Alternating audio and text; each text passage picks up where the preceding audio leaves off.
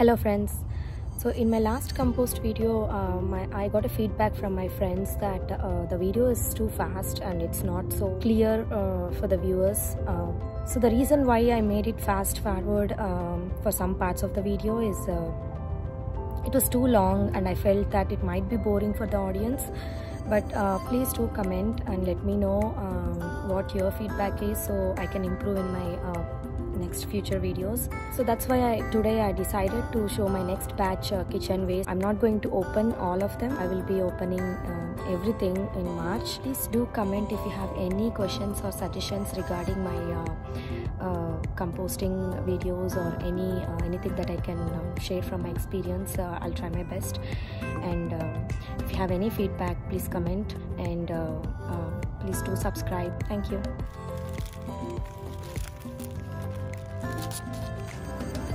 This time I'm using a bag that we had got oranges from grocery store, and this bag has holes to it just like any other onion bag, and it's pretty big. I have gathered some paper waste that includes some paper napkins, and I've also used bathroom napkin rolls, the brown roll that we have in between, like inside the bathroom roll. So here I'm adding the paper waste that I had. So that's the bathroom roll, the brown paper.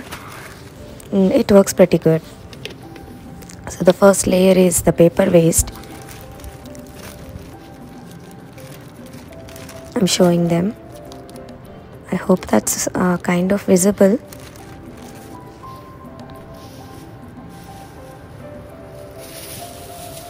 So and now it's the kitchen waste.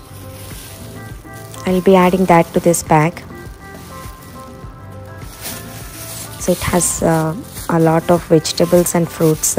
Most of them are broccoli, carrot, any other peels, eggshells, apples, bananas. So as usual, the common vegetables that we use in the kitchen. So I'm just adding it to the bag.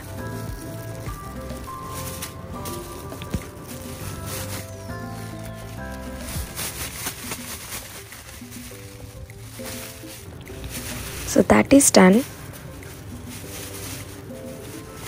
I am going to mix them together.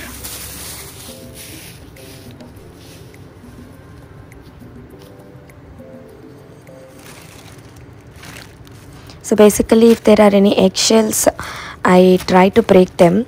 So the eggshell here, it's a whole eggshell, so I'll have to break it down so it can decompose faster. Mostly they don't decompose that fast even after 3 months, but they still are okay to be in the soil, because if you happen to have any slugs or snails, they don't come they don't like to be on the rough surfaces. So it would at least save the plant from, if they are on top of the soil, the eggshells, it would save the plant from slugs and snails. Still, it will eventually decompose into the soil. If you want it to be decomposed faster, then instead of breaking this way, last time when I made my compost, I ground everything in my grinder. That really worked out well. So the compost was ready within like 6 weeks or so when I crushed all the stuff. And now this is the paper, some more paper waste. This time that paper waste was from kitchen waste, but this paper is from a packaging. So this is like a soft white paper. I'm tearing it down and adding it to the bag. The more paper or the carbon material you add to the kitchen waste, the less stinky it would be. It will help decompose better. And this is some more packaging paper. It's a brown paper, and I think earthworms really love this brown paper. Even if you just keep the brown paper on top of the soil and put some water, and after few days if you come and check under the paper, you would see so many earthworms, and they also munch on this paper.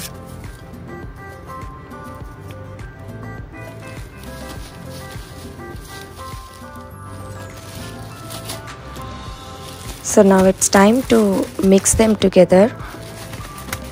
Since everything is set up as layers, it's better to mix them a bit, so the carbon and the kitchen waste are mixed very well for a uniformity while it breaks down.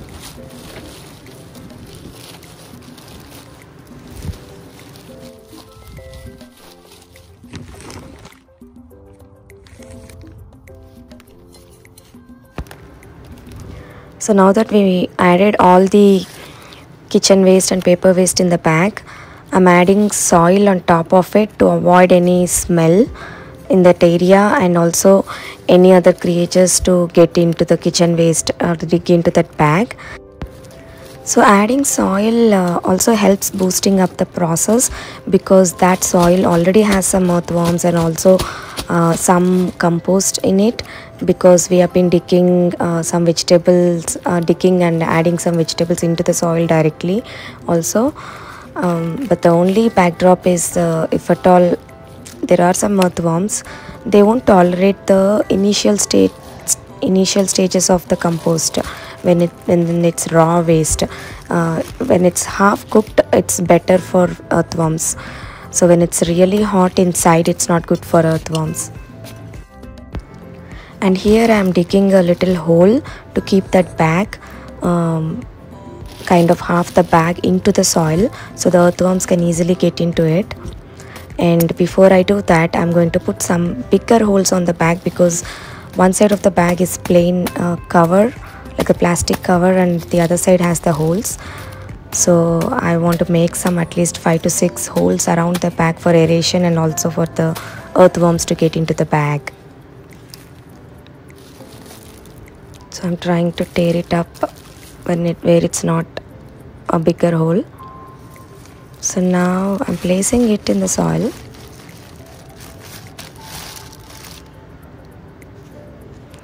I also need to close the bag. I'm reusing the tab that bag already had when we got the fruits for closing the bag. I have closed the bag already,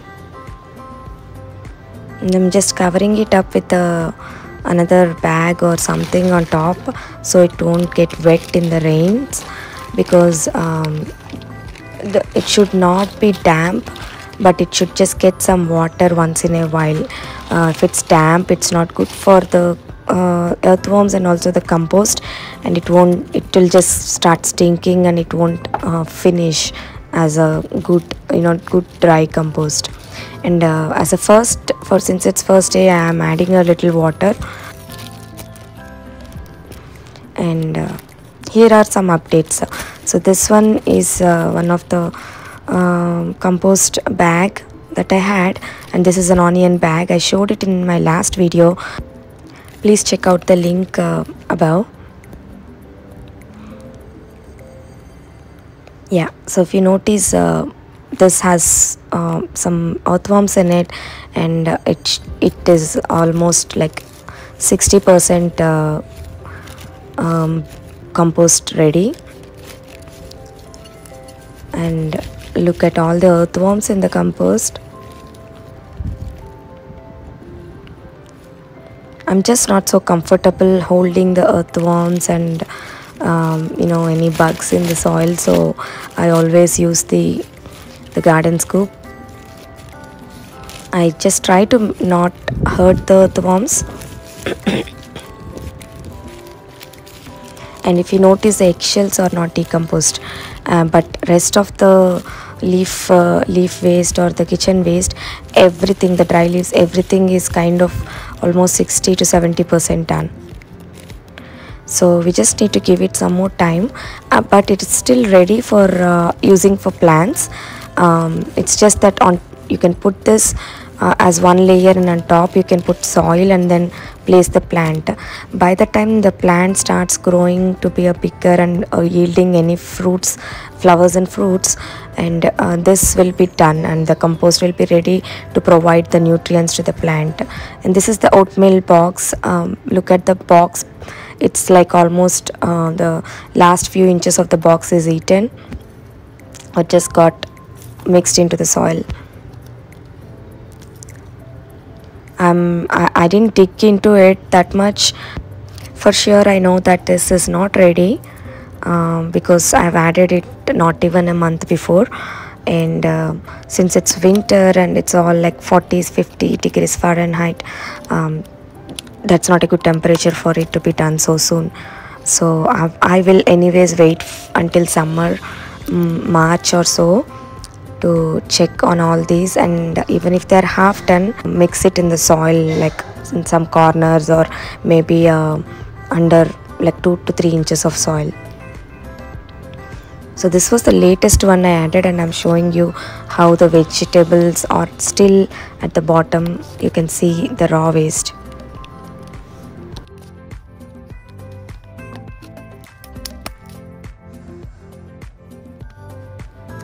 I'm just pointing towards all my containers, the compost containers. So this is one of them, the bronze bag, and that is also the latest one. And these are all some fruit containers, and another bag. There's so much this year. Let's see how they'll turn out in March. I'm sure they won't be done 100% by March because it will still be cold, but at least they are ready to be added to the soil, some of them. But some of them I'll just keep them aside and wait for them to finish at least 80% before I add them to the soil. That's it guys. Please like, share and subscribe if you like my videos. Thank you.